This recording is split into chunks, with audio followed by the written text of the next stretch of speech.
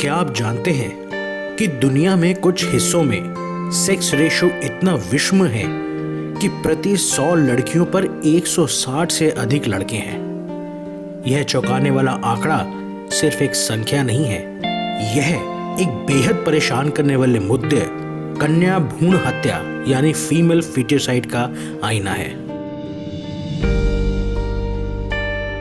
Channel में आपका दोबारा स्वागत है। आज हम एक दिल दहलाने वाले विषय पर चर्चा कर रहे हैं जो लाखों लोगों को प्रभावित यानी इन्फ्लुएंस्ड करता है, कन्या भ्रूण हत्या, फीमेल फीटिसाइड। यह एक ऐसी प्रथा है जो न केवल परिवारों को तबाह करती है बल्कि पूरे समाज पर लंबे समय तक असर डालती है।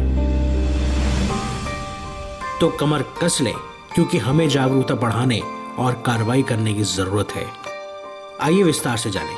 कन्या भ्रूण हत्या यानी फीमेल फीटिसाइड विभिन्न सांस्कृतिक यानी कि डिफरेंट कल्चरल, सामाजिक यानी सोशल और आर्थिक कार्यकरों यानी इकोनॉमिक फैक्टर से प्रेरित इंस्पायर्ड है। कई समाजों में लड़कों के लिए यह भयानक प्राथमिकता है, जिसके कारण अक्सर परिवारों को जब पता लगता है कि उनके गर्भ में लड़की है तो उन्हें गर्भधारण यानी प्रेगनेंसी समाप्त करने का दिल तोड़ने वाला निर्णय लेना पड़ता है।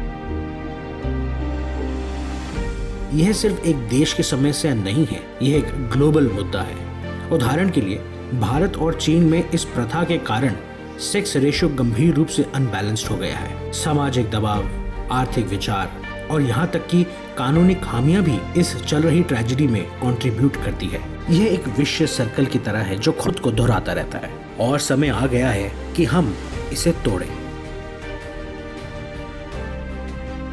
अब आइए इस मुद्दे की रियलिटी, दुनिया के इम्प्लीकेशंस के बारे में बात करें। ऐसी कम्युनिटी जहां पुरुषों की संख्या महिलाओं से काफी अधिक है।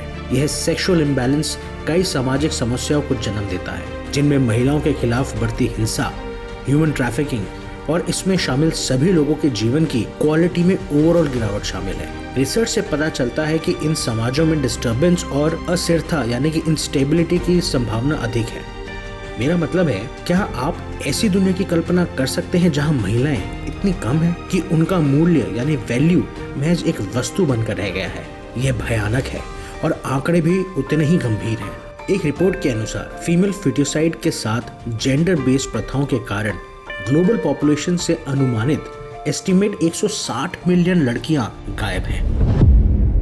ये संख्या महज आंकड़े नहीं है, वे खोई हुई ताकत, सपने और जीवन का रिप्रेजेंट करते हैं। अब मैं एक स्ट्रॉन्ग कहानी शेयर करना चाहता हूँ जो इस मुद्दे पर एक ह्यूमन फेस प्रेजेंट करती है। आयशा से मिले, एक छोटे से गांव की लड़की जिसने अपने परिवार के संघर्षों के बावजूद उसकी माँ ने शिक्षा प्राप्त करने के लिए एनकरेज किया। लेकिन जब आयशा का जन्म हुआ तो उसके परिवार को उसके बदले बेटा पैदा करने के लिए रिश्तेदारों के भारी दबाव का सामना करना पड़ा। सामाजिक एक्सपेक्टेशंस के अकॉर्डिंग होने की एक हताश कोशिश में उन्होंने अपनी माँ और उसके छोटे भाई की प्रेगनेंसी के दौरान भ्रूण हत्या पर लगभग विचार किया। शुक्र है कि आयशा की माँ अपनी बात पर कायम रही, लेकिन कई अन्य लोग इतने लकी नहीं हैं। आयशा की कहानी लचीलेपन और आयशा का एक प्रमाण है, लेकिन यह उस कठोर रियलिटी को भी उजागर करती है जिसका कई लड़कियों को सामना करना पड़ता है। प्रत्येक आयशा जो जीतती है उसके साथ काउंटलेस लोग होते हैं जिनकी कहानियां अनसुनी रह जाती है, और यह वह इमोशनल भार है जिसे हमें इस लड़ाई में आगे ले जाने की आवश्यकता है। तो बात खत्म करने के लिए कन्या भ्रूण हत्या केवल एक पर्सनल ट्रेजेडी नहीं है, यह एक सामाजिक संकट है जो हमें इमीडिएट ध्यान देने की मांग करता है। हमने इस प्रथा को चलने वाले कल्चरल और आर्थिक दबाव यानी इकोनॉमिक प्रेशर, चिंताजनक आंकड़ों और इस मुद्दे को लाइव रखने वाली हार्ट ब्रोकन कहानियों पर चर्चा की है। अब समय आ गया है कि हम इस अन्याय के खिलाफ खड़े होने के लिए व्यक्ति और समुदाय के रूप में अपनी जिम्मेदारी स्वीकार करें। अब मैं आपसे सुनना चाहता हूँ, कन्या भ्रूण हत्या पर आपके क्या विचार हैं? आइए नीचे कमेंट में बातचीत शुरू करें। यदि आपको यह विषय मेरे जितना महत्वपूर्ण लगता है तो कृपया इस वीडियो को शेयर करें और इम्पोर्टेंट सोशल टॉपिक्स पर बात करें। हम सब मिलकर बदलाव ला सकते हैं। देखने के लिए धन्यवाद। अगली बार फिर मिलेंगे। Thank you for watching.